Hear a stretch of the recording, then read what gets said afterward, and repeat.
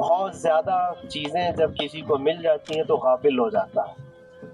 تکاثر کہتے ہیں حد سے زیادہ کوئی چیز ہو جائے، چاہے وہ مال ہو، دولت ہو، دنیا ہو، جائیداد ہو، جس طرح کی بھی کوئی چیز ہو، خواہشات ہو، جب حد سے زیادہ ہو جاتی ہیں تو آدمی کو غافل بنا دیتی۔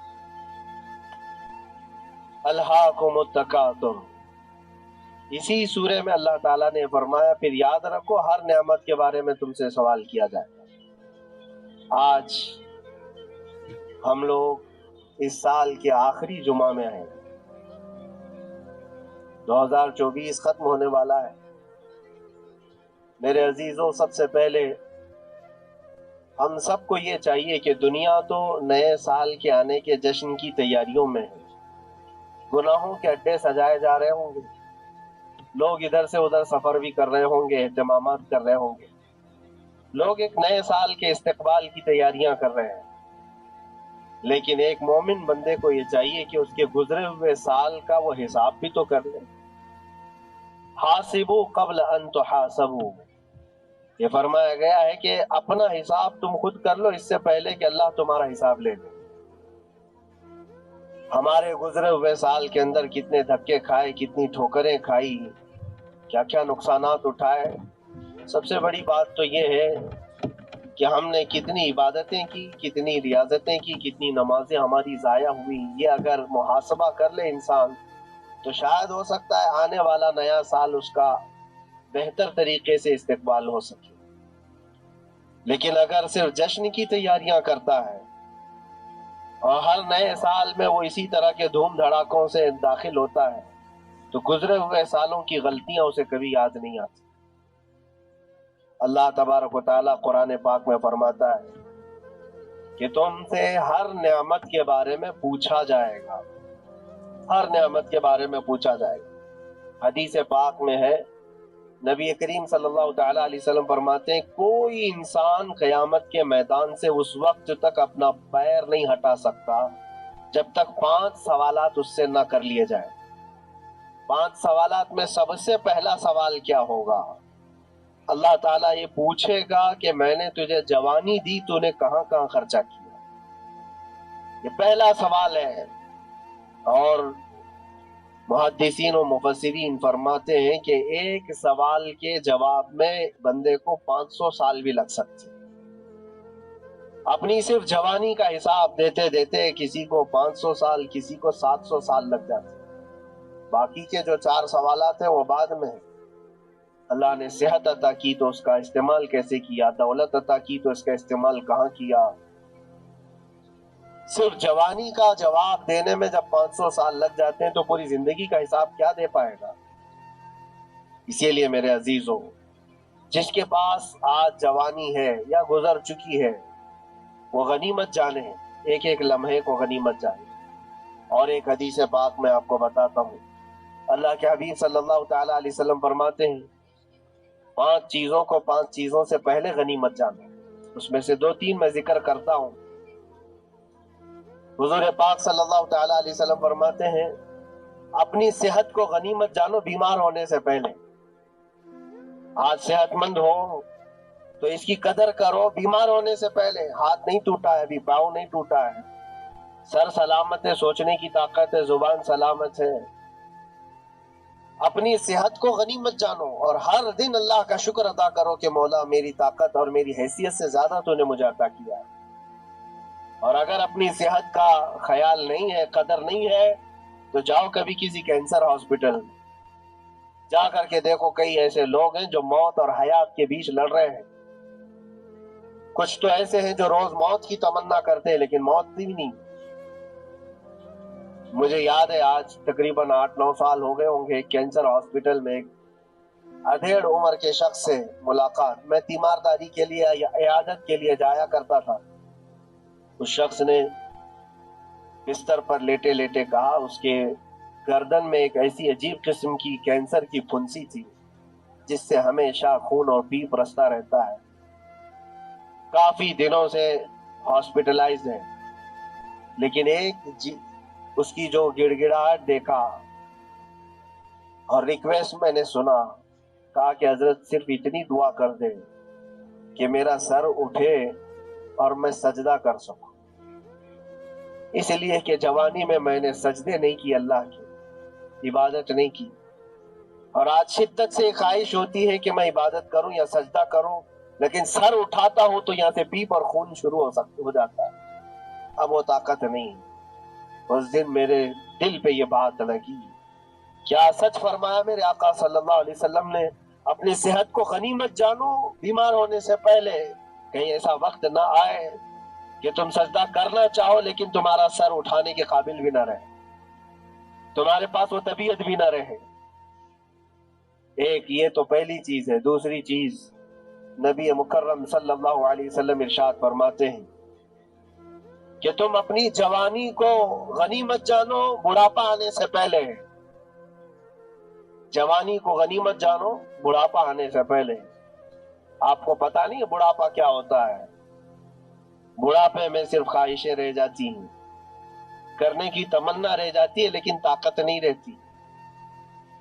بڑھاپے کے اندر اعضاء ڈھیلے ہو جاتے ہیں، نہ وہ صحیح ڈھنگ سے پوری عبادت کرنے کے قابل رہ جاتا ہے، بلکہ وہ سوچتا رہ جاتا ہے کہ کاش میں اپنی جوانی میں اتنی نمازیں پڑھ لیا ہوتا، اتنی تسبیح پڑھ لیا ہوتا، لیکن کر نہیں پاتا۔ اسی لیے اللہ کے نبی صلی اللہ علیہ وسلم نے فرمایا بڑھاپا آنے سے پہلے اپنی جوانی کی قدر کرنا، اور اتنی تیزی سے یہ جوانی جاتی ہے پتہ بھی نہیں چلتا، بہت تیزی سے گزر جاتی۔ جوانی ایسا شباب ہے کہ یہ بجلی کی طرح بھاگتی چلی جاتی ہے، کیونکہ جوان ہوتے ہی آدمی کے اوپر ایسی ذمہ داریاں آئیں، اس کو شادی کا خیال آیا، شادی کیا، بچوں کا خیال آیا، بچے ہوئے، پالنے کی بات، گھر بنانے کی فکر، بزنس کی فکر، جاب کی فکر، ان تمام چیزوں میں اتنا گھرا رہا کہ جوانی نکل گئی، بال سفید ہو گئے، پتہ ہی نہیں چلا، بڑھاپا آ گیا۔ اور اس کے بعد بڑھاپے میں اس کو احتساب کرنے کا موقع ملے تو سوچتا ہے کہ میرے پاس جوانی کے اتنے سال تھے، کاش میں عبادت کیا ہوتا یا کچھ کر لیا ہوتا۔ لیکن ایک بات یاد رکھو، گیا وقت پھر ہاتھ آتا نہیں، سدا دور دورہ دکھاتا نہیں۔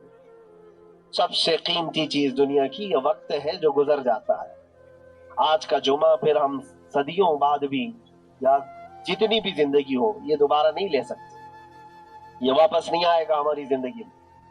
2024 کا یہ آخری جمعہ ہے، پوری دنیا سر پٹک لے دوبارہ یہ جمعہ واپس نہیں لا سکتی گزر جانے کے بعد۔ یہ نظام کائنات ہے، وقت گزر رہا ہے۔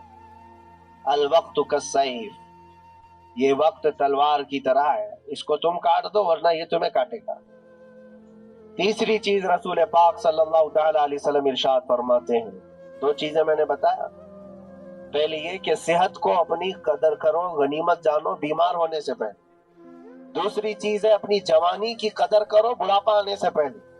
اور تیسری سب سے امپورٹنٹ ہے، اللہ کے نبی نے فرمایا زندگی کو غنیمت جانو موت آنے سے پہلے۔ پہلے والی دو چیزوں میں تو تمہارے پاس موقع تو ہے، صحت چلی گئی، بیمار ہے، لیکن بیماری میں بھی توبہ کر رہا ہے، اللہ اللہ کر رہا ہے، چلو ٹھیک ہے۔ جوانی چلی گئی لیکن بڑھاپا ہے، بڑھاپا میں تو اللہ اللہ کر رہا ہے، عبادت کر رہا ہے، یہ دونوں میں تو موقع ہے، لیکن زندگی ختم ہو گئی، موت آ گئی، تب پھر کیا ہے؟ موت کے بعد پھر کوئی عمل نہیں، موت کے بعد کوئی عمل نہیں۔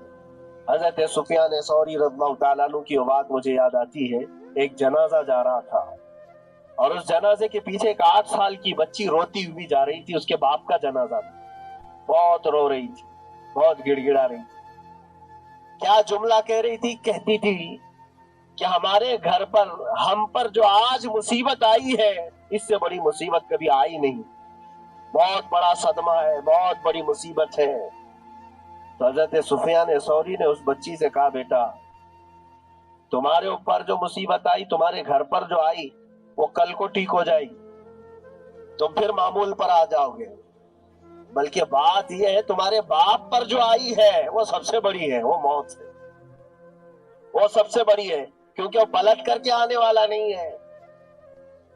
جنازے کو دفن کر دیا گیا، دوسرے دن قبرستان میں حضرت سفیان ثوری کہتے ہیں اسی قبر کے پاس میں اس بچی کو روتے ہوئے دیکھا، بچی کو باپ سے بڑا لگاؤ رہا ہوگا، قبر کے پاس بیٹھ کر کے رو رہی تھی، یوں کہہ رہی تھی ابا آپ بیمار تھے میں دوائی لا دیتی تھی، آپ سونے کے لیے جاتے میں بستر جھاڑ دیتی تھی اور بچھونے بچھا دیتی، آپ کو اڑا دیتی چادر، اور آپ کو کھانا میں لا کر پروس دیتی۔ کل کی رات کیسی گزری؟ کیا کسی نے دوائی پوچھی آپ کو؟ کیا کسی نے کھانا پوچھا آپ کو؟ کیا کسی نے بستر جھاڑ کر دیا اور کسی نے آپ کو اوڑھنا اڑایا؟ وہ روتی ہوئے اپنے باپ سے، مرحوم باپ سے باتیں کہی جا رہی تھی۔ حضرت سفیان ثوری اٹھاتے اور کہتے ہیں بیٹا یہ سوالات اب نہ کر اپنے باپ کو کہ کسی نے کھانا پوچھا، دوائی پوچھی، بستر بچھایا، نہیں۔ اب یہ پوچھ اپنے باپ سے کل ہم نے جو آپ کو صحیح سلامت دفن کیا چہرہ ابھی تک سلامت ہے یا نہیں؟ ابھی تک پیٹ سلامت ہے یا نہیں کہ پھاڑ دیا گیا؟ کفن ابھی تک باقی ہے یا چھین لیا گیا ہے؟ یہ پوچھ اپنے باپ سے کہ کل ہم نے جب دفنایا تھا تو خوشبوؤں میں دفنایا تھا، پوچھ اپنے باپ سے کہیں کیڑے تو نہیں چڑھ گئے آج؟ کیونکہ یہ ہونے والا ہے اب قبر کی زندگی میں۔ عزیزان گرامی وقار، اسی لیے حضرت مولا علی کرم اللہ وجہہ الکریم جب قبرستان جاتے سلام کرتے قبر والوں کو اور اس کے بعد ایک ایک گھنٹہ کھڑے ہو کر روتے تھے۔ حضرت سعید ابن مسیب کہتے ہیں میں مولا علی کرم اللہ وجہہ الکریم سے پوچھا آپ قبر والوں کے پاس کھڑے ہو کر کیوں رو رہے ہیں؟ حضرت علی فرماتے ہیں میں نے ان سے پوچھا کیا حال ہے تمہارا اے قبر والوں؟ انہوں نے جو جواب دیا سعید اگر تم بھی سنتے تو روتے۔ کہا کیا جواب دیتے ہیں قبروں والے؟ مولا علی کرم اللہ وجہہ الکریم فرماتے ہیں وہ مجھے جواب دے رہے ہیں کہ اے علی ہمارے گھر والوں نے تو ہمیں صحیح سلامت دفنایا تھا، ہمارے چہروں پر مسلسل آج دن اور رات بچھو چھوڑ دیے گئے، ہمارے چہروں پر آج اور ہماری ناک پر بچھو ڈنک مارتے ہیں، ہمارے بالوں میں جس کو ہم آئینے کے سامنے کھڑے ہو کر گھنٹوں سجایا کرتے تھے پیپ بھر دیے گئے ہیں، اور ہمارے چہرے کی چمڑیاں جھلس گئی۔ یہ سارے جوابات میرے عزیزوں قبروں والوں کے، اس منزل تک ہر ایک کو پہنچنا ہے، اسی لیے سال گزرنے سے پہلے اپنی زندگی کا احتساب کرو۔ اللہ رب العزت نے ابھی بھی ہمیں موقع عطا کیا ہے، ابھی تمہاری زندگی ختم نہیں ہوئی، سانس لے رہے ہو، توبہ کر لو، دعائیں کرو کہ مولا کریم ہمارے لیے نیا سال خیر و برکت والا بنا، گناہوں سے بچنے والا بنا۔ کچھ لوگوں کی حالت یہ ہے کہ گناہوں پہ گناہ جب ہو جاتے ہیں تو نا امیدی کے شکار ہوتے ہیں، اب کیا ہونے والا ہے، میں تو بہت پاپی ہوں، بہت خطا کار ہوں، مجھ سے تو بڑے بڑے گناہ ہو گئے ہیں، اب میں کیا کر سکتا ہوں؟ نا امیدی کفر ہے میرے عزیز۔ آپ کو بتاؤں رسول پاک صلی اللہ تعالی علیہ وسلم ایک مرتبہ صحابہ سے فرماتے ہیں تمہیں پتہ ہے اللہ رب العزت کا کرم اور اس کا رحم کیسا ہے؟ مسکرانے لگے۔ صحابہ نے پوچھا آپ کیوں مسکرا رہے ہیں؟ کہا اللہ تبارک و تعالی فرماتا ہے کہ صحرا میں چلنے والا ایک آدمی، غور سے سنیے گا، صحرا ڈیزرٹ، صرف ریت کا میدان، کہیں کوئی جھاڑ نہیں، کوئی عمارت نہیں، کوئی چھاؤں لینے کی جگہ نہیں، کوئی ایک بندہ اپنی اونٹنی پر ساز و سامان رکھ کر کے چل رہا تھا۔ صحرا کا سب سے بڑا پرابلم یہ ہوتا ہے کہ راستہ معلوم نہیں ہوتا، ہر طرف تو سیدھا ہی راستہ دکھتا ہے، ڈائریکشن پتہ ہی نہیں ہوتا، چاروں طرف سے آسمان ملا ہوا دکھتا ہے، جیسے سمندر ہے ویسے صحرا ہے۔ کبھی اگر آپ نے سفر کیا ہو، ہم نے مصر میں دیکھا ہے 200-250 کلومیٹر تک گاڑی چلتی ہے، ایک درخت بھی نہیں آتا، ایک عمارت بھی نہیں آتی صحرا میں، راستے بھول جاتے ہیں لوگ۔ پہلے کے دور میں تو کوئی نیویگیشن بھی نہیں تھا، تو کوئی بندہ ایسے جو اونٹنی پر ساز و سامان رکھ کر کے سفر کر رہا ہے اور ایک جگہ تھک کر کے سو گیا صحرا میں۔ سنیے یہ مثال فرما رہے میرے آقا صلی اللہ علیہ وسلم، تھک کر کے سو گیا اور جیسے اس کی نیند کھلی تو دیکھا اونٹنی ساز و سامان کے ساتھ غائب ہے، کچھ بھی نہیں ہے اس کے پاس، کھانے پینے کی جو چیزیں تھی، ساز و سامان تھا، سب اونٹنی کے ساتھ غائب ہو گیا۔ اب وہ بیچ صحرا میں اتنا حیران و پریشان، اٹھ کر کے تلاشنے لگا، اب اس کو نہ راستہ دکھائی دے نہ اپنی اونٹنی دکھائی دے، شدت پیاس کی وجہ سے اب وہ جگہ جگہ پانی تلاش کر رہا ہے، پانی بھی نہیں ملتا صحرا میں۔ موج سراب جس کو کہتے ہیں نا، موج سراب کیا ہے؟ ریت چمکتی ہے سورج کی دھوپ سے، اور انسان کو ایسا لگتا ہے ادھر پانی ہے، اور وہاں تک پہنچتا ہے تو پانی نہیں ہوتا، ریت ہوتی۔ وہ اسی پانی کو تلاش کرتے کرتے صحرا میں مر جاتا ہے۔ صحرا میں بہت لوگوں کی موتیں ہوتی، پہلے بہت لوگ مر جاتے تھے جو راستہ بھٹکتے تھے۔ اب حدیث پاک میں فرمایا گیا وہ بندہ جس کی اونٹنی غائب ہو گئی، ساز و سامان بھی نہیں، ڈھونڈتا رہا پورا دن پوری رات، تھک ہار کر کے آزا جواب دے گئے۔ اب نہ پانی ملتا ہے، نہ کھانا ملتا ہے، نہ اپنی سواری ملتی ہے۔ ایک جگہ آ کر بیٹھ گیا، اپنی آخری سانسیں گن رہا تھا، کیونکہ اب آزا جواب دے گئے تھے۔ سخت شدت کی دھوپ، صحرا کی تپتی ہوئی زمین، اور بھوک و پیاس کی تکلیف الگ۔ جیسی ہی وہ لیٹا اس کی آنکھ لگ گئی، اس کو لگا اب یہ میری آخری سانسیں ہیں، اب مرنے کا وقت قریب آ گیا ہے۔ پھر اس کی آنکھ کھلتی ہے، آنکھ کھلتی ہے تو دیکھتا ہے اس کی اونٹنی ساز و سامان کے ساتھ پاس میں کھڑی، کھانا بھی بھرا ہوا ہے، پانی بھی بھرا ہوا ہے، سب کچھ۔ اب نبی پاک صلی اللہ تعالی علیہ وسلم صحابہ سے پوچھتے ہیں، عرب والے بہت اچھی طرح جانتے تھے صحرا کا سفر کیا ہوتا ہے، پوچھتے ہیں اے میرے صحابہ بتاؤ اس بندے کو اپنی گمشدہ اونٹنی ملنے کا کتنا اچھا لگ رہا ہوگا، کتنی اس کو خوشی ہوئی ہوگی۔ صحابہ کہتے ہیں یا رسول اللہ صلی اللہ علیہ وسلم اس کی تو جان میں جان آ گئی، صحرا میں اپنی گمشدہ اونٹنی مل جائے، کھویا ہوا سامان، اپنی گمشدہ سواری اور پانی مل جائے، یہ تو حیات نو کی ایک بہت بڑی خوشخبری ہے اس کے لیے۔ حضور پاک صلی اللہ تعالی علیہ وسلم فرماتے ہیں سنو، یہ مثال میں نے بتایا، اسی طرح سے اگر کوئی بندہ گناہوں میں ڈوب گیا ہے، خطاؤں میں ڈوب گیا ہے، کثرت سے گناہ کرتا رہا، پھر تھک ہار کر کے ایک دن واپس آ گیا، اللہ کی بارگاہ میں سجدہ ریز ہو گیا، جھک گیا، تو اس گمشدہ اونٹنی کے ملنے سے اس صحرا نورد کو جتنی خوشی ہوئی تھی، اللہ کریم اس سے بھی زیادہ اپنے بندے کے واپس آنے پر خوش ہوتا ہے، اپنے بندے کے واپس آنے پر خوش ہوتا ہے رب تبارک و تعالی کہ میرا کھویا ہوا بندہ میرے دربار میں واپس آ گیا ہے۔ آج ہمارے پاس وقت ہے واپس پلٹنے کا۔ میرے عزیزو نا امید نہ ہو، ہمیں ہمارے جانے سے پہلے حساب کرنے کے لیے مولا نے وقت دیا ہے۔ پتا ہے آپ کو یہ بھی میرے آقا صلی اللہ تعالی علیہ وسلم کی رحمت کاملہ ہے، رب تبارک و تعالیٰ سے آپ نے یہ دعا کر کے اپنی امت کے لیے اتنا وقت دلایا ہے کہ اللہ تبارک و تعالیٰ سے حضور صلی اللہ علیہ وسلم نے یوں عرض کیا کہ مولا میری امت کو توبہ کی مہلت دے، توفیق دے، مہلت دے۔ کہا کہ مرنے سے 1 سال پہلے تک؟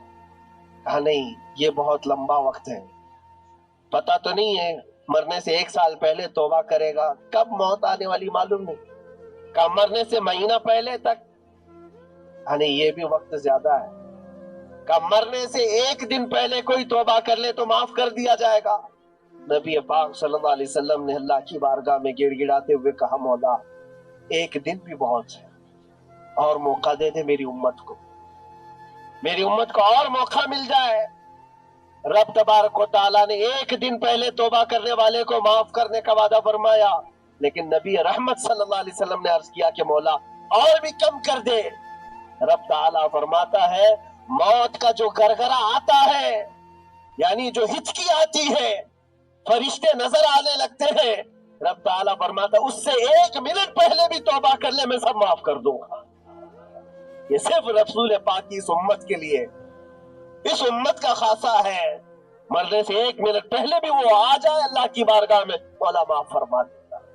عزیزان گرامی وقار، اسی لیے میں عرض کرتا ہوں کہ وقت تمہارے ہاتھ سے نکلنے سے پہلے تم آ جاؤ اور اسی دربار میں آؤ جہاں بیٹھنے والا صدیق اکبر بنا، جس کے قدموں میں بیٹھ کر فاروق اعظم بنا، جس کی چھاؤں میں چلنے والا عثمان ذو النورین بنا، اور جس کا لعاب پاک پی کر کے حیدر کرار بنا۔ اس دربار میں آ جاؤ، کامیابی ہماری وہیں رکھی ہے۔ اللہ کریم ہمارا یہ گزرا ہوا سال، اس میں جتنے ہماری غلطیاں، کوتاہیاں، کمیاں، بیشیاں، گناہ ہوئے ہیں مولا اپنے فضل و کرم سے معاف فرما دے، اور آنے والے نئے سال کو ہمارے لیے خیر و برکت والا، ایمان و استقامت والا سال بنا دے۔